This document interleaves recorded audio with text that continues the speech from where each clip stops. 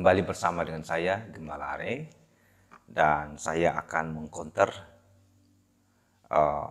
pernyataan dari Ustadz Dr. Firanda Arditya yang membahas mengenai keilahian Yesus Kristus, begitu ya. Kita bicara tentang versi mereka, jadi mereka meyakini Nabi Isa yang disalib. Ya, yang pertama adalah dia menyatakan Isa Al-Masih atau Yesus Kristus itu seolah-olah sama. Jadi sebenarnya bukan hanya Ustadz Firanda saja yang mengatakan Yesus Kristus dalam Alkitab dan Isa Al-Masih itu adalah tokoh yang sama. Para teolog Kristen banyak yang mengatakan itu, begitu ya. Tetapi apakah itu benar? Jelas tidak. Yesus dalam Alkitab dan Isa Al-Masih dalam Al-Quran itu dua pribadi yang berbeda. Mengapa? Karena Alkitab mengkonfirmasi bahwa Yesus itu adalah Allah yang menjadi manusia. Dalam Yohanes pasal 1 ayat 1 sampai 14 menjelaskan itu. Yang kedua, di dalam Yohanes kembali, di dalam pasal yang ke-10 ayat 28, dia mengatakan bahwa ia memberikan hidup kekal kepada orang yang percaya kepadanya. Hanya pribadi ilahi yang memiliki kuasa untuk memberi hidup kekal kepada manusia.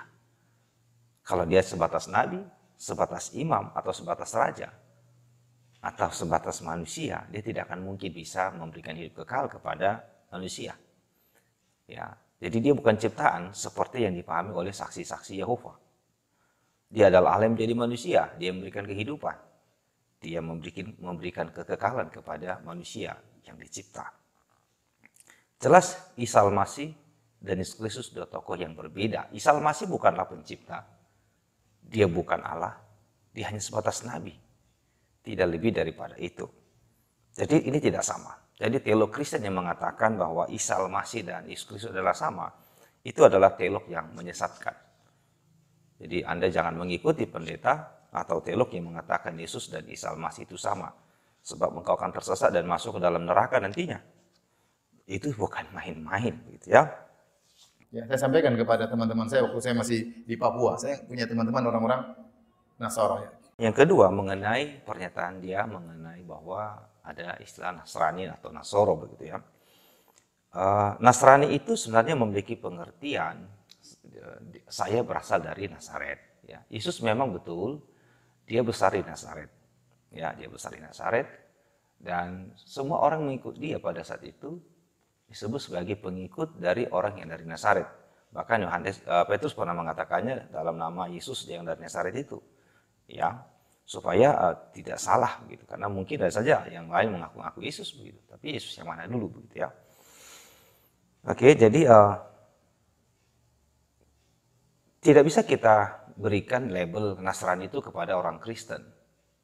Karena Kristen itu memiliki pengertian pengikut Kristus. Nasrani itu adalah orang yang berasal dari Nazaret. Saya lebih setuju dan lebih memakai ya istilah Kristen atau Kristiani. Karena saya pengikut Kristus. Ya, dan saya tidak pernah ke Nazaret sana begitu. Dan tidak ada hubungan secara silsilah di sana ya. Tetapi kalau misalnya dikatakan itu Yesus Nazaret, ya itu benar ya. Jadi saya sendiri tidak mengatakan bahwa itu istilah yang patut dipakai oleh orang Kristen hari ini. Ya. Waktu disalib, dia berkata, Ya Ilya lima syabaqtani. Wahai Bapakku, kenapa kau tinggalkan aku? Terus yang ketiga mengenai pernyataan daripada Ustadz Firanda mengenai Eli lama sabaqtani. Ya. Lalu dia menerjemahkannya, menafsirkannya dengan kata Bapak, mengapa engkau meninggalkan aku? Ya memang kalau ditafsirkan memang itu ya Yesus sedang berbicara kepada Bapa. Eli lama sabaqtani. Ya. Eloah, ya. Lama sabaqtani. Ya. Eli itu ya singkatan dari kata Eloah, Ani. Ya, artinya itu adalah Tuhanku begitu. Jadi buat mereka banyak masuk Islam. Tanya sama mereka, waktu Nabi Isa meninggal dunia, dikubur, meninggal dunia. Kan meninggal, ya mereka bilang meninggal, membangkit lagi. Waktu beliau meninggal, Tuhan Bapa ikut meninggal atau tidak? Tinggal mereka jawab. Kalau mereka bilang Tuhan Bapa tidak meninggal, berarti Yesus bukan Allah.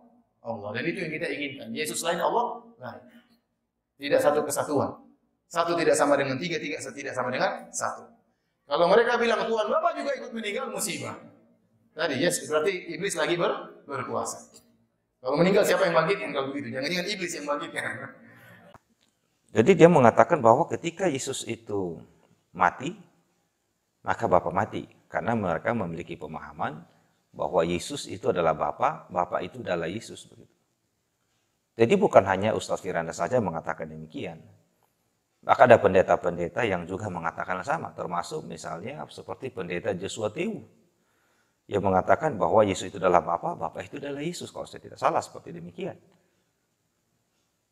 Ya, mereka percaya bahwa Yesus itu adalah Bapa sendiri. Padahal sebenarnya kalau kita baca dalam Alkitab, ada begitu banyak ayat yang begitu jelas secara gamblang mengatakan Bapa dan Anak itu dua pribadi yang berbeda. Ya sangat masuk akal ya, kalau dikatakan ketika Yesus berdoa, kalau dia ada sendiri adalah Bapa, dia berdoa kepada siapa? Ya, yang dia maksud adalah ketika Yesus dibangkitkan oleh Bapa, berarti itu menunjukkan Yesus itu bukan pribadi ilahi atau bukan Allah. Nah, ini keliru begitu ya. Ya itu keliru. Kenapa? Memang benar Bapa, Anak dan Roh Kudus itu adalah tiga pribadi yang berbeda. Namun mereka memiliki sifat dan hakikat yang sama. Itu yang dikonfirmasi oleh Alkitab. Katakan bahwa aku dan Bapa adalah satu. Di dalam 1 Yohanes pasal yang ke-5 ayat yang ke-7 dan 8 ada tiga yang memberi kesaksian di sorga. Bapa, Firman, dan Roh Kudus. Dan ketiganya adalah satu.